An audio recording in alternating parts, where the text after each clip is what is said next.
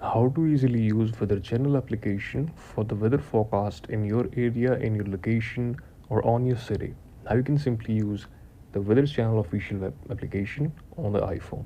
Firstly, you have to install the app and then click on the weather channel application just like this.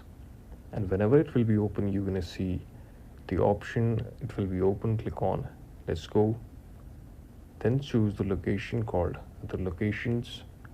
Select city like Lucknow. Click on Lucknow here.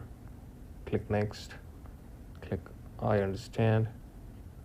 Then you can click save preferences. Now it will take some minutes and show you the actual result of it and the temperature on my city.